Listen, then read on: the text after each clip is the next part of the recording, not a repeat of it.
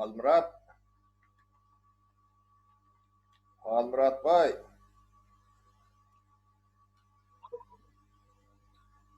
Urunmun Almurat. Şükür, sağlık mı özüňize? Men şol tablisa seyrede otyň para. O geme tablisa seyrede otyr. Vatandaşlarymyň bilgilendireli aradıra dünýede näme bolup geçýänini şu wagt koronavirus bilen kedellänilen sany 775.540 ölenlerin sany 370.000 okutulanların sany 164.000 ene diagramman gidişi ötüşüne görýän Almurat. Görýän 37.000 diýsen ölenlerin sany 370'te. Yani şeyle gidýär. 37.000. O inni näme ýurtlar boýunça ne Amerika hemme jeriň öňüne geçipdir. O 159.689 sanak näme var? Waka var. Täze nemeden 16.000. Şu bolmalla. Ölenlerin sany 2.951. Şuun ölenin sany 368. İtalya ýa ikinji ýere geçipdir de. 101.700. Täze neme 4.050 adam.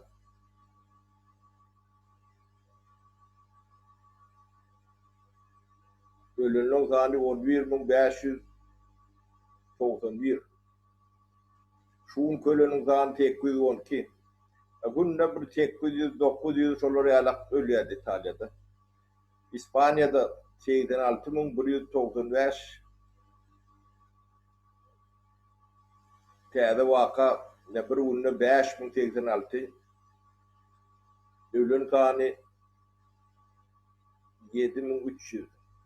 Şuun kölen 537.000.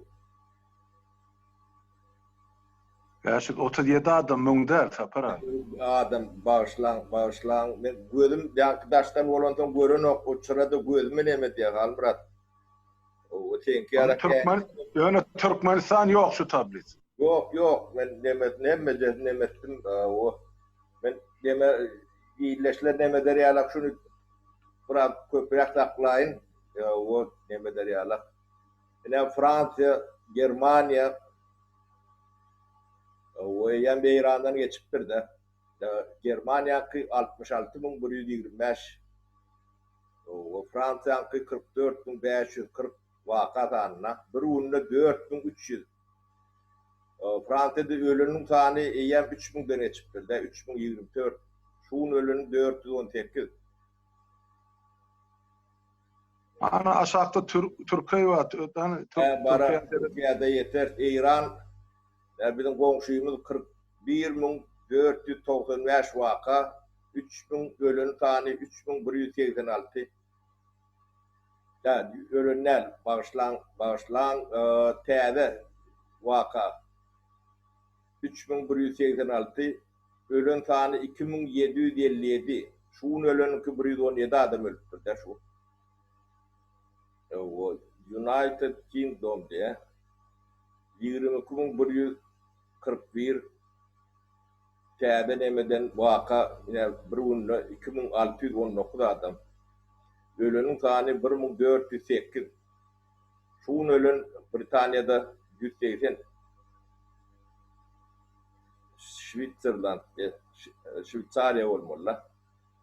15.780. Şuun bir günde nemedeni 931. Ölen sany 348. Belgiya 11.899. Täze waka 1.000 yok. Täze waka 1.063. Ölen sany 513. Bir günde 82 adam. Niderlandiya Türkiýanyň öňünde 11.750 waka var. Täze bir günde 884. Ölen sany 864. Türkiye'de 10.827 adam vaka, birunna 1610, ölünün tani 168, birunna 37 adam. Soğuz Koreya diye Soğuz olanı Южный Koreya oluyor da. Şeyler mi? O gün Orta Koreya öyle. O öyle North olmalı. 9661 adam, şun 78, bölün tane 158, şunun 6 tane öldürdü. Avusturya 9597, şun kıyı. Vakan tane 809, bölün tane 108, birun ölün, sonkun ölün 22. Kanada 7297, tane vaka 977, bölün tane 67, şun ölün 2. Ay, birin zorluk ayttık, bor mu kaldı yani? Halın milletin öz altı. Şveç'te mayıt bereyin, Şveç'te 4028 vaka, 328 brunna, ne 146.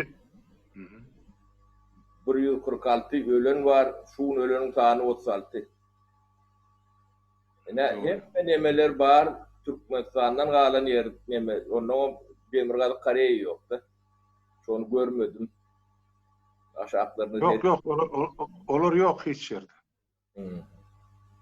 Ben aşağıda bir okşu tane orkudun, o vantanın beriye de 170 vaka. Birunna 57, 4 adam ölüptür. Ay, dünyada yurt olsa var, hem mecehine de var. 50'den 60'dan. Onunla Türkmenistan yok da. Bana şun yeme Aşgabat'tan haber geldi de. Şol yeme yankı Novruz bayramından sonra mektepleri hazırlıkça bir hepteleyin oku yatırıptırlar da mekteplerde. Eğer koronavirüs yok bolsa onu ne için mekteplerde oku yatırıyorlar?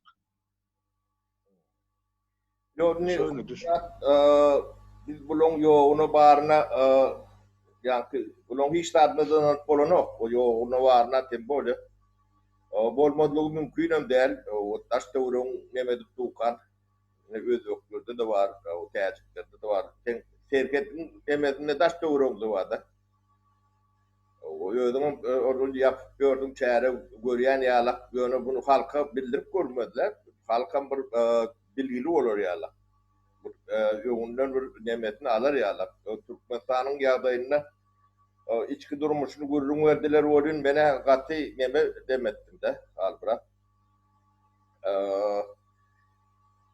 yankı aşıvadık içi diye Prasloyka bölünün ya da bir böyle ultra bay kısmı var diye o şu baylarıyla işleşen demediyen yine de bir orta grup var diye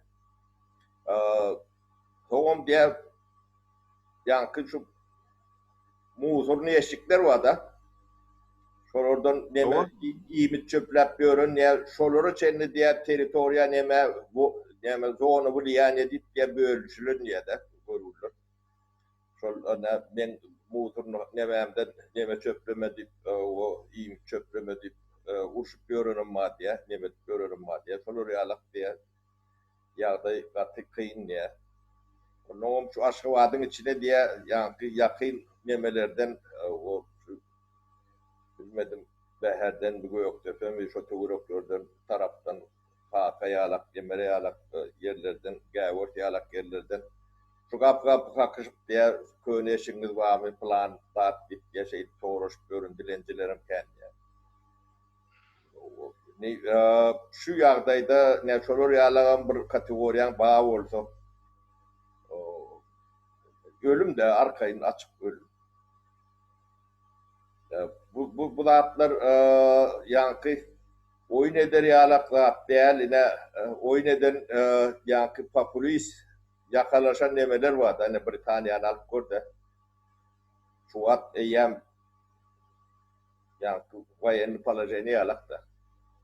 O ölünün kanı gerçe değil biz şutaydı.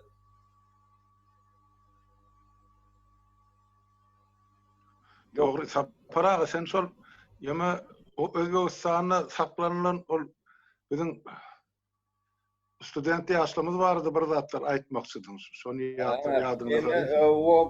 O nemani Özbek hükümeti onlara cay veripdir ürgöçtü. Ya Oğluyalak, Oksitiyalak demedi ya madem urup veripdirler deyip onu ayttık biz. O üçün hediyeler onun iyimit getiriyorlar diye de. Yani yeriyalak demeleri. Onun Özbekler veriyor Türkmenistan'ın pasaportundan ya konsolosluğundan bir getirip veriyen olmalı. Yani biz şu Türkmenistan'dan iyi verdiler deyip veriyorlar diye de. O Özbeklerin veren demesini sororiyalak demeçen niyetiye de bizim yani vicdan dememiz derecesi katı pes olmalı. Yani düğüne ben önkü dememde de ayıttım Türkmenistan'ın Türkiye'de patolunun ediyen hareketleri.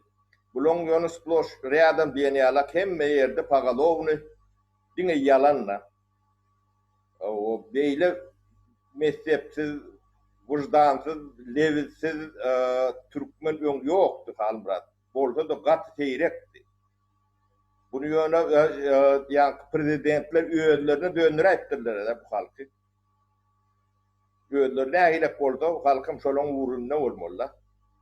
Yani şolun medeniyeti, vicdanı, levzi, şerefi şu derecedeki nimet bizim devlet nimeti. Onun o tayda halkımızı alıptır diyen benim ayttım yani adı ve canına da 500-600 neme bana da can ettiler. Benim Tuğrot'un da adını iyi verin diye ayttım. Çıkıp bilem de oktuydu. Karantinliydi. Ve on dedi akıl etmendir dedi. Nemede şu at dedi. Bir zayda dedi. Kavalgıya alak dedi. O canım edip bilem de oktuydu. Çolarak olsa edip biliyastıydı. Kaptalımızdaki kime şuulçuduğunu bilem de oktuydu. Sondan korkup adamlar ne dereceye etiptirler. Halmurat bunu dağı yönü başka milletin vekîline gurrun verende o gen uğrayalarda beyle de burada boğum diyorlardı. Ana bolyana kendine bir şayadı. Adamlar birbirlerine gurleşmeli, anlaşmalı da yağdayları yok diyordu. Onun bu neyle durmuş oldu? Ana bu öllerinin edip görün demelerini görsün Halmurat. Yani ben demelerin şu vatan programmasının demesini okuduğunda şu burada da inandıracak olduğum ul yanan ne etmeli?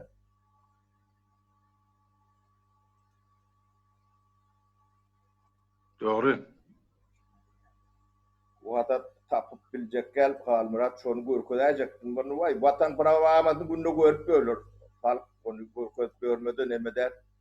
Yani daha şu uzun o fantez ne deme yani beyik arka dağları gelipdir o mışın o traktörlen dağıtlan nemede yankı yokordur drone bilen tuğrosunu alıptırlar giden nemede parta yığımını başlayarlarmış.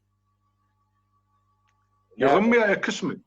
Parta yığımını şun davara bilen şun ilk ekişe başlayarlar da onun bulut neme görküdüp şov edip görküdüp tant edişip neme edişip yani şunu yine 4-5 aydan ne şu vat biz iyimit ağırlıklı dekoratçılık etmeliler şu vat.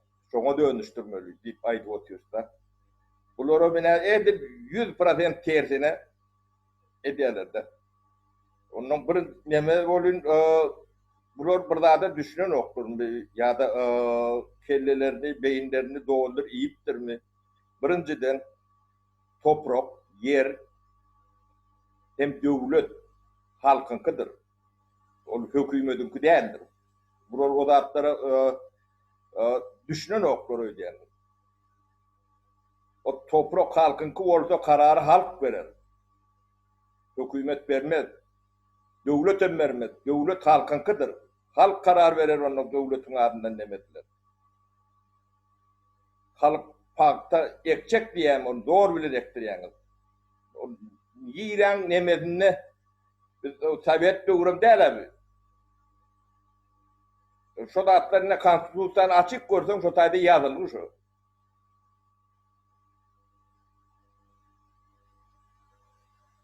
Ne? Bulun nemet görün innem yönlerine de ne şu bela bu belanın önünde durup bilmeyenler bunu.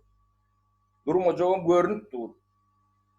Yani hiç çare demelerini adam yalak geçiren okurda. Bu çarenin içinde en ulu deme medyadır. Adamlara düşündürüp demedim. Öylerin oturmalı şeyler mi hal bırak? O nimet melliğini, nimetçeğini onun tane iyimiti, suyu eylekli atlar bilen promoçuluğu ne dersin, üçü ne dersin?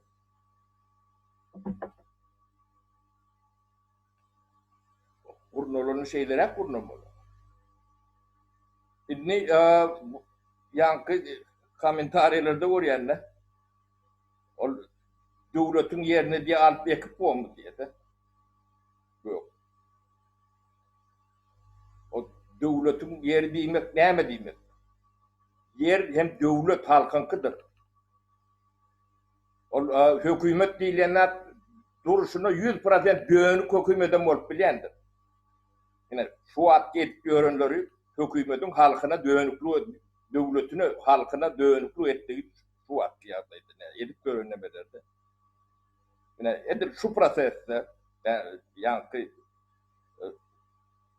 devletin başına ne şu oraya tetel böyle dünya demesinde pandemiye Polonya'daydı. Şulon şey edip görülürünü ne halkına dönüklük. Onun ol parta ne hem çilek diyeler. Ben çoğunu düşünemem. Ne men yani kimin ekonomik kim yemen şu an kadına yemetin hata avlıyor diyen yürütü kadına deyip kuruma ben bilemem. Ben ekonomik kan içinde burada atlar olmalı. Düşünçümce. Yani şolar hatavat versin. Şu privatizasyon edilen idareler var. Şolun haysi ne açı mandat atılıptır. Yani ne açı doldurup. Bu şolardan yankı bütçete ne açı talgıt törüntür. Ya törün ya. Ayda günlü. Ya hep yemede vartırdan ayda mı? Yani ne açı il bolun olsa 3-4 yılında. Ateller vardır, tekstil fabrikaları vardır, nebeler vardır. Yani şunu görkönüp bilirler mi halka? Ben hayiş ediyenle, ben ekonomik Türkmenistan'da başında kim oturan oldu? Kagavada prokuraturada hayiş ediyen şunu kontrolü dedi. Halka yetirdiler de. Onlar borcu bunu yetirdiler. Halkam şunu talep ettiler. Neyse atılıptır. Onun bulun beriyen, devleti beriyen giyirdeçti. Talep vermediler. Öyle mi? Onun şeydi şunu veren sonlar biz şulun yurdun taşına çıkaran pullarının hesabını verelim. Yirak neyme çıkıptır. Ne o hadaplarım yok hoş gelip başlattı. Dubai ne açaydıdır, Türkiye ne açaydıdır, ortaydın üstünde ne aylak geçiptir. Zene şolun köpüsünün bilgileri var. Yine de adamlardan hayiş eden bilginiz olsa adamların üstünde yürüydü. İş geçirecek oluyorsa. Şunun hem mecedini halkara tüydü oluyor. Ne aylak deme olsa Interpol'la çenli suatları verecek. Yani şu karantinlardan ve atlardan elimiz nemetsin boş olsun. Şu online edip bilen şeydi verir. Yani şu informasyonları bilmeyen olsa. Onun yeni de ikinci mesele var. Murat. şu gurulun başlandıdan beri belki anamdan yeriyendirse bilmedim olun. Yankı şu firmalarını, yankı bizneslerini, ticaretlerini bular köp kişinin gönü elinden alayan ekenlerde. Ödem şu dine hemmeden şu kardeşleri diye de. Şolardan başka Türkmenistan'ın içinde iyidil biznes edip bilen adam yok diye biraz ayağa kalsan diye barıp bir acımadı diyorlar diye de. Bir grup nemedip yolu talan son bariyalar da önlerine geçiriyorlar diye de. Doğru bilen milisiyeti, prokuroru, KGB'si şuraya kömekçi diye. Yani ben bunu özüm yaşadım. Özüm yani paragat, bizim ilimiz var ya paragat. Kamta bu. O fantastik iplemede bağlar sallı. Özüm şu vakti Boris Balkom'un haişi bilen sallı da. Ve şu tayda köçelerin geçenlerine bir tane neme oldu da adamın üstüne maşin geçip bir tane ölüm oldu da. Sondan son Bağdar şu tarafı Bağdar sallıntın deyip Summar'ın yanından radyo korrakta olmalı. Şu Bağdar bir küçük işleyen son o edip bir topur yatırım yapıp buron son para adam kuruluşçu da ödü. O işler başlan son ne Boris Balkom'un üstüyle o ardacık geldirip nemecik geldirip atcımat edip alıyorlar. Paragatı türmeye batıyorlar. Bakanacık tapıp o bakanasında da bahane de yok. O bakanlarını mı gördük de. Bilmedim şu vat teşlif mi, neme mi? Şu vat kimin eyetinediğini bilemem. Ne şey, şu protest şu da orada başladı. Mağan nemesi vardı, kuruluş bağdatı vardı. Kanalın nemesinin abidin o yolun kırasından kalınan yankı. Kuruluş bağdatı. Sonra şeydi, acıma dedik. Ola o dövrlerde niye azıbın nemesi bilen? Şuları nemetmen deyip, nemet yerlerde. Onun beyleksi işlepiyor. O Bedev deyip mağazin vardır, padromun yanında. O da bizim o lokan loğunuz vardı, orası deyip. Menden olsun. Bir tane mağazin salıp nemeden. Ne? Tayinler. O. Gelip acıma dedip alıyorlar. Yani şu ada diye duruşunu diye yönü. Gördüm dine diye şu yeğenin yeğenin nemesi. Birincisi de Türkmenistan oyuncu diye ırgıllap yön hareket et duran bir normal neme oldu. Yok ben şöyle bile neme olmalı alıyorlar diye de. Yine kim birincisi aldıran oldu. Yine bir de haber etsin. Yine son prokuroru KGB şikayet etsin. Kopyası bize gelsin. Şolar şunu çare görmese bir aydan, 2 aydan, 3 aydan bunu doğru art diyene. Sonra iyiliğine verilmese, demetmese, onu devlet çare görmese, onu biz halktan değerli çare görmeliğini yürüdür. Onun Cüneyt Kağan'ın nemesine varmalı oluyor tabi. Onu bir yan ucunu itten çıkarıver bendir, arka yerin açılyandır. Bir ilk bir aydalı gözleri kanun boyunca etsinler. Edilmeyen olsa bunun beylik tarafım var da. Ben dememe şuraya teklifim var halimde. Bilmedim ben kanuncu olandan kollayan yok mu? Yeme de bir kanun devlette kanun işlen hatta kanunu ne söylüyorsanın peydası yok. Sebep oturan ayda mesela 4 milyon halkımız var da Türkmenistan'da. Şular hemmesi kanuna tabi. Bula kanun sol yok korsunlu tepesinde kavga oturan hükümetin ağzından ne çıktı? Şu kanun mu kadı? Yok o edenettilik adamlar şunu düşünüyorlar. Olaram eline alıptır. Niyaz'dan başlap 28 yıllar halkın gözünün oğdu alınını faktiskini görüp dursa halkımızın yağdayın. Halk yesir alınan. Şu maldaşını işlep verildiğinin maşgalası, çağası, enesi, atası o yurdun içinden hükümetin elindeki yesir. Ne edip ullanacak değilse ullanıp otuyor. Şumaha şuun maňa ýam 2-3 ýerden habar geldi şol dün men videomda çykyşydan oglanma. Aha. Şoň eýam öýüne dökülip azylygyny iddialanýan edip ähli maşgalasyny ızanlaçylar. Ählisini ýygnapdyrdy. Aýyrsam şol videosyny. Aýho nähil heýwan ol. Ol videoň men aýranym bilen eýam 50 ýere gitdi ol video. Olardan näde aýryjakka? O kellesi hökümet. Bolýa bir adamy bolar men aýrarnam oň doganarnasyň tutulmagyny tarapdary dälmi? Ýöne bilen edýän oýnaýan oýnyna seretdi. Ahir soňy men näçe kanun şoňmoldy, şu sen diýäňe gelmäge meni durmuş mezbur edýärdi. Şeriatym şoňa golaýlap gelýär. Şu sen ýakmalýan diýemän teklibi. Sebäp bular ne kanuny, ne kadany, ne düzgüni, ne türkmençiligi, ne adamkärçiligi bular hiç tadı bilener. El kellesine urulan dünýäli beýle zat bolmady. Ýöne 28 ýylly halky bular edilýän itçeýnän ýaly şeyne otýar. Ýöne buň soňy barda sapara sen ýan aýdy otýar. Gaty dogry aýtdyňyz. Şu ähli gelen materiallary, şu tom materiallary Interpol'a vermeli. Beýlek ýene Ruman ady var.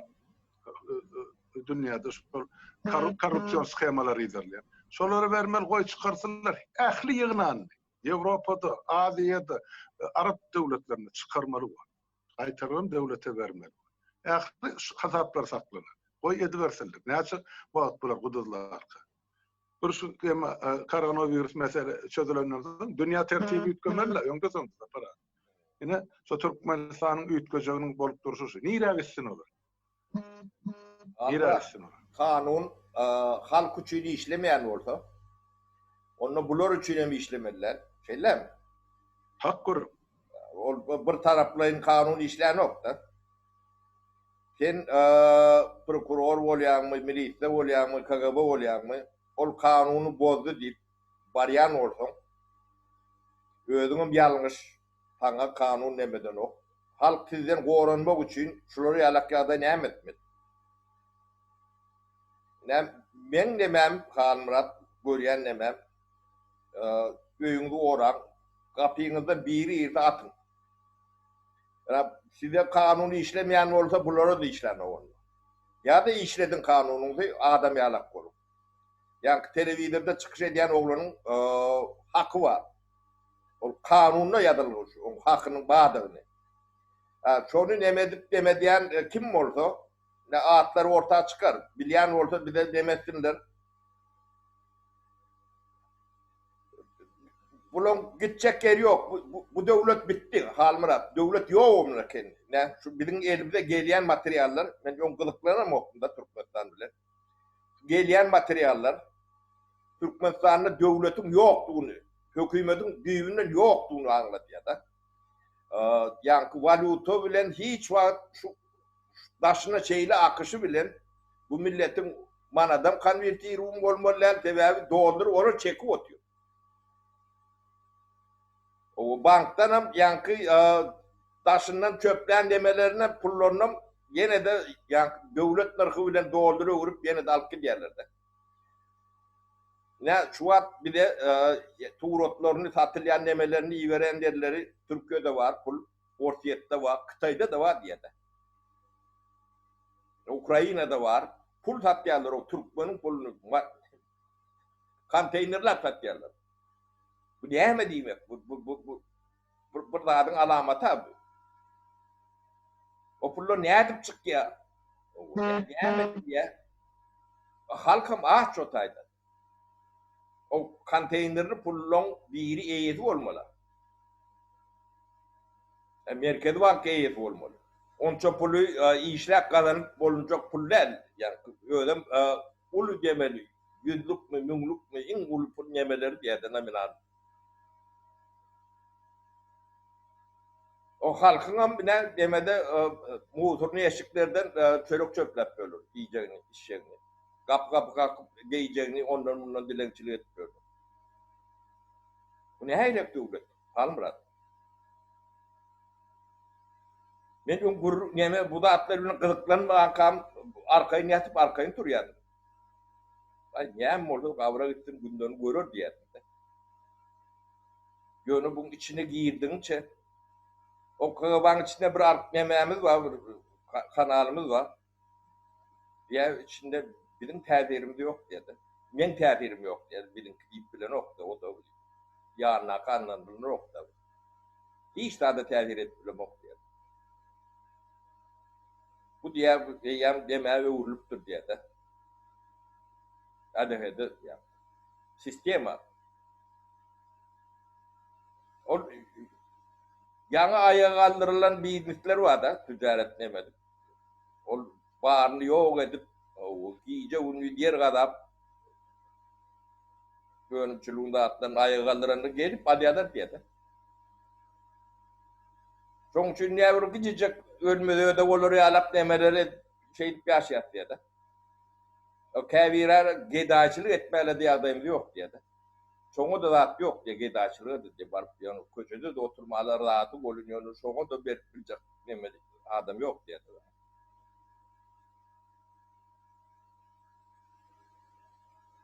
Ne? Yağday şeyler. Yani menki yaran oldu. Çıkın o televizyonda o Samsung'un ne mi işi var? İyice bunu bir Florial'a pompolu reklama deme propaganda yürüyen oldu. Şu pomposu ne açı ulu oldu. Yani elbetlik gedaylığım son çok kâin olmalı da. Bunlar şu halkın nemesini şeydi manipülür dedi ya da. Bu yani nemesir manipülasyon priyoblor da. Devlet yok halmıra. Onun kanunum yok. Kanun olmandı adamlar beylik korkutup demetip görmek atın. Geleni olsa şu kanunsuz kapıyını kakanı olsa atın. İndon size yaşayış yok. Tapara atayın yerine hem bilen atın o alt tüpönlerim elinden alın. Karşak bilen geydir yemek karnının orta arasında. O bolba da beylik neyim. Yine de bir zat var da sapara şu tadı yansı aydı oturuyorsunuz da şu pullu mesela gezeklerini ne yapıyorsun hem şehirlerde yani etraf merkezlerine vilayet merkezlerine bankomatlarda pul yok diyordu. Hani şu hem puldasını çıkarılırsa o bankomatlarda pul yok adamlara çıkarma. Şu şahadaların eline diye hem bize. O şu şahada diyenim şu yankı tüpen deyip verin şu kadir deyip yegeni var kurban kulüp. Ol son eline kul. İnne şahada olacak verin. Son pulun diye ayrıdıp verin. Değil mi? Şu pul sisteması şu kadir yegenin eline ol ya da eğer bir şu saklayan olsa akıl pulun eyesin. Bankam şunun eline beylekli atlarım şunun eline diye de. Doğru. Ol kagabatı milisiyesi o yönünüze mi işler edip bilen ok diye. Olurum şunun eline diye. O aytdım ama mesela olgun. Sol yankı harbi minister var gün oldu. General. Son yanlı son yegerlerinin biri gününe gelip sana gözevçilik ediyordu. Ol hasabat veriyor. Grazdan eşikladım. Yine sünnetmek oluyor mu? Yaşlı da attığımız mı? Yaşlı neyme diyordu. Teret. O koronmak ministeri haydi da ol gezip verin yankı sizin ayrısını diyen o cüce yemeden kelpezden nimetmeliğini soruyor. Ol bir şun 3-4 yerden bana can geldi. Rusya'dan, Belarus'tan, Ukrayna'dan, Türkiye'dekiler o zaman bile. Ya asıl biz ne etmeli, az ölmeyelim diye. En atalarımız $200 geçiriptir diye de umumi sol hesabı. Yani şu tadı $200 değil, eyyem 192 diye.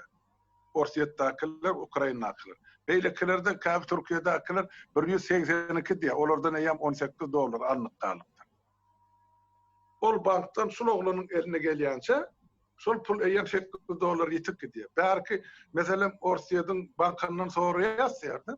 Hani $8 ara tapawdyny. Yok, onu bize Türkmenistanyň geçireni şu diýip. Öýe jangy diýär, en atalymydaýdy. Yok, biz size laýyk $200 alır ýaly üstünün prosentini biz Türkmenistanyň bankana töledik. Ine seredin Türkmenistan'ın daşında pesinden 60 bin student var sapara. Ahir devlette kapıyor. Türkmenistan'ın öz içinde bir yılda 10 sani 10 bin adamdan kabul edilen okuyucular. Kalan so yine de 15 bin 20 bin adam so yurdun daşında okuyor yaşlar her yıl. Şimdi böyle 4 yıl 5 yıl okumalı olsa pesinden 60 bin yaş oluyor, yaşlar oluyor. Inni hasap edip görmüş ol 60 bin olanına da her senden $8 aldık kalanına da ol 18'e hasap etme. Pesinden her ayda bular şolardan $500,000 çürkap galýar. Bankda eýýem şo taýda $500,000, $500,000. Bir ýylda $6 milyon var. Ine banklar şu zatdanım, şu okuwçy aslan elinäkice ırsyna mene şey edip kakyp alyp. Döwlet ýok o taýda. Hökümetem ýok. Bankam ýok o taýda. Diň garakçylar o taýda. Başy işletler o taýda. Ine şonuň häzir ol halkara guramalary hökmen ýetirmeli şol ähli materiallary ýoluny urun berip geçirmeli goýsaressinler. Size gelen var, maňa gelen var. O dokument ben bianky ben tanıyan kanura. Ben bu sıfayı mülayim guruşan adamda. Anlat almam gelen o katı bu ne merak ettim. Yani şu da atları yeşten don. Ben bir kurunun veri. Bu çınlığından 4-5 yerden ayrılan don şeyle de. Onu ben gördüm, bir topor nemeleri seyredip bilenler. Onun yönü şuları halmrat bunu bir adam der bu katı uyuşurup yakmalı o bunları. Devlet yok. Devletin hükümetin de yok dedim. O hükümet ine dönük değilyanlar şeyle olyandır. Halkına dönüklük edilen de şunu değilyandır. Dönüklük değil. Ne yaşlılar tabi ediniz olsa ne yaşlılar sakalını piyderdik demet görmenden her dadın adını oyun. O insonu gavrını dikedim erti ölecek. O ömürlük gelen adam yok içeride. Bir namısınız, vicdanınız, bir yemeğiniz olsa, levziniz var orta bir yerde. Bunu biri dur ya bir zat biymele bunu. Menne 5.000 kilometre berden demedim. Yani vatanın olanda jurnalakta ben demem olmasa kıymırlamalım da kılımam oluyor. Onun şu atlardan eklentip öğrenci adamdan çağacıklar var da. Yine taşınlar köpsü. Yine şu post yazıyanlar var. Bizim dememiz Gulyalak, Nemet. Ya artık şolong çağaları, ya artık çok ban emeleri. Bir dönük katlak var da. Ödüm kalın. Yonki inteligensiyanın uçette 4 etesi var da.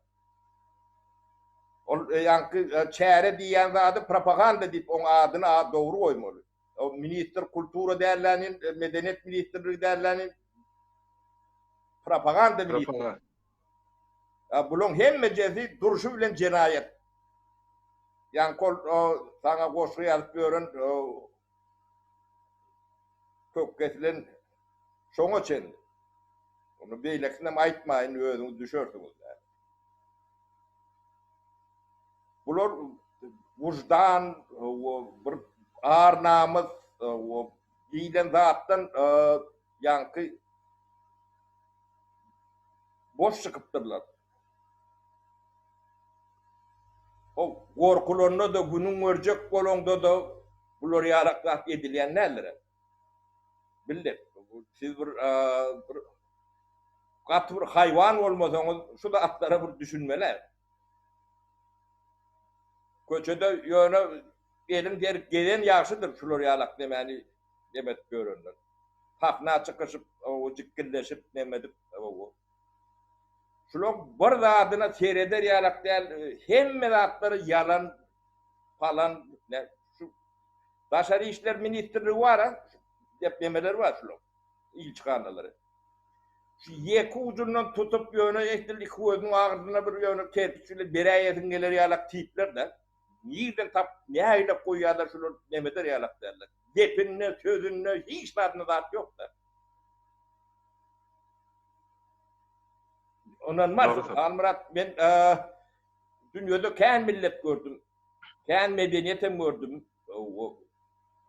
Türlü halkların içinde, türlü dinlerin içinde yaşat gördüler. Bular yalakta yok, hiç yerde yok. Çok yemedi, banan bu respublikalarda da yok şular ya. Yani şolanım çağalar ustayda gelip böyle.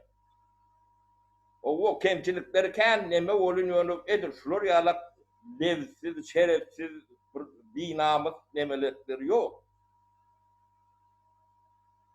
Bular edir niyazma döndürürler de. Niyaz edir şunlar adamdı.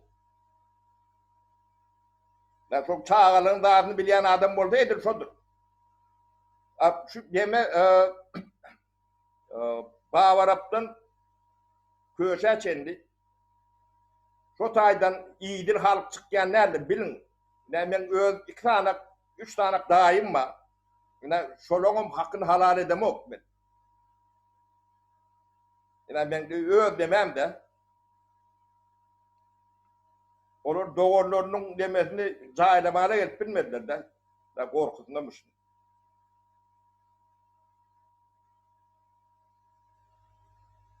Biz yani bağışlayan terbiyetten anladım da. Olur yani yemeğini ispitağımızdan doğrumuzdan oldu çılıyar. O bizim doğruluğumuzun arasında da çağlar olur yani çıkan vardı. Hemmesini. Yok yani bize düşman bir de şunun koluydu da. Erkek düşman.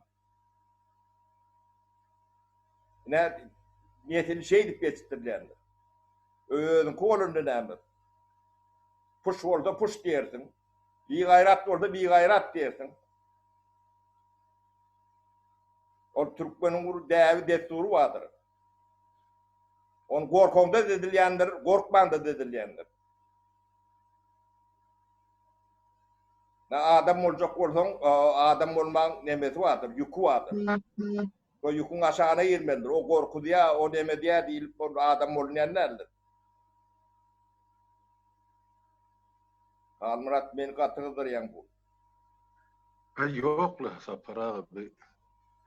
Bolup duran zatda bu bir sürrealizm, bir hakikatda da bolup geçen zatda pikir eder ýaly bir mankur dedik goýarlar adamlar şu depesinden urup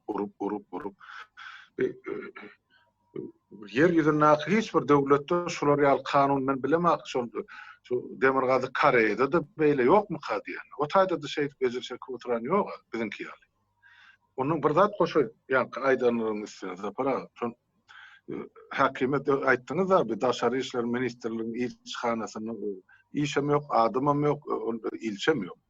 Hana ýa-ni şol Türkmen ýa-bedine hemse daky ýaşlar şol özleri şol kaşylok diýäsegän gapçyk şol halkdan 3 liradan 10 liradan kim 50 lira, kim 100 lira törplen pulundan şolun gapçygyny oklap, şolar inni aeroportda bağlanyp ýatan türkmenlerimiz bar. Näçe gün bar.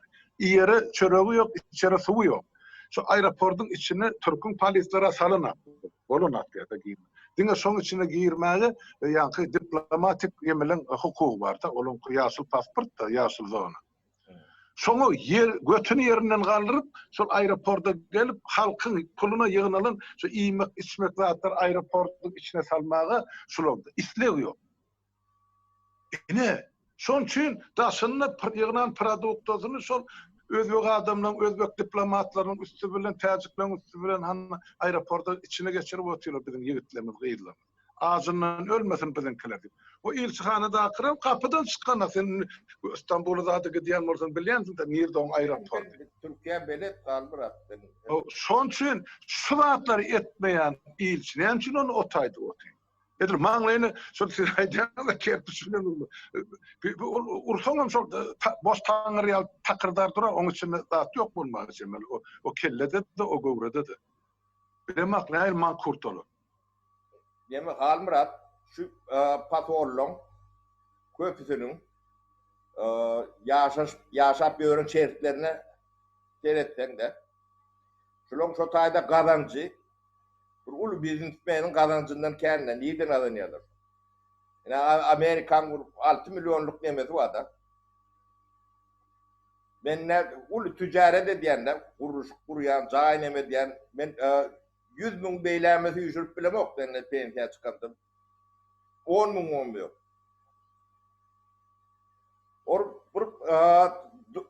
Bir patolun ödüm ticaret bilen meşgul olmak kadagan kanuni neyle olup bilir. Ödüm kadiyette nemede neçe vaktan verdiği şoňa da yeke çärede görün okurda. Evet, bağır oğlu bulu. Durşu bilen. O Meredip, näme Meredip şu ministrin adı? Daşary işler Bayram Meredip öýdi. Yok, Daşary işler ministrini. Ha, Reşit Meredip. Ha. Şonu adamlar ayağından asın bir yerden. Yüpüňiz bolsa, ýanky Svoboda köçesi wadyr ýöňkü. Şoň ýanynda ullokan agaç wadyr. Tutuňdan ayağından asın, öldürmeýän öňe asylsyn dursun aşak deretinden. Bular bilen diňe şular ýalak görüş bilen görüşmesen, bular adam nemesini kanuna bilen okdur. Etjegen derler, görünüp tuda. Ýanky şo radioda çykyş eden, hem telewizyon teňýanynda neme çykyş eden oglanyň öýlerine baran bolsalar, eýýär. Owa. Diýmek, sizin hemme ýoruňyz açykdyr. Şolar kanuny nemetmeýän bolsa, sizin öňünizde de hiç kanun ýokdur. Owa, türkmeniň aňyrdan gelýän bäbi şunu nähilek talap edýän bolsa, şonu edin, itten çykaryn. Göňüňi Cüneyt Kan itten çykarýan eken. Meşhur söz vardır. İtten çıkarın diýerler. Ol sizin toprağınızı, watanınızı goran adam. Şoň bir ýerde heykel barmy Türkmenistan? Ha, Halmurat? Yok. Oň adyna basmaçy diýip tagma berläp el çarpyşyp demediler millet. Hakykatda ýerinde toprağını goran adam. Ikimizin terörist bolşumuz ýaly, onuň basmaçy bolşy. Onun kanunu iki tarafı işleyendir Halmurat. O bana kanun olsa sana da kanun olmalı. Hükümete kanun olsa halkına ona karşı cevapkerçiliği vardır. Kanunun yürümesine cevapker adamlar kanunu bozayan olsa onun karşısında hiç kanun işleyenlerdir. Tebigatın kanunu işleyendir onun karşısında. Sebebi yankı böylece okul savşarını yalak da ya geçe kelem vereni yalak takla deyip bulardan başka çok öğrenip bilmeyen ben demem Halmurat yankı Türkmençe çözüldüm ben kanun işlemeyen orada şeyle olmalı. Bolmasa da işlemeli. Adam yarak işlemeli. Atının dasını eteceksin. Yani dünyada bolup duran ýagdaýlarym düşündürüp halka aýdyp bermeli. Halkda näme üçin dünyada pandemiýa, on halkda näme üçin gydylýarlar?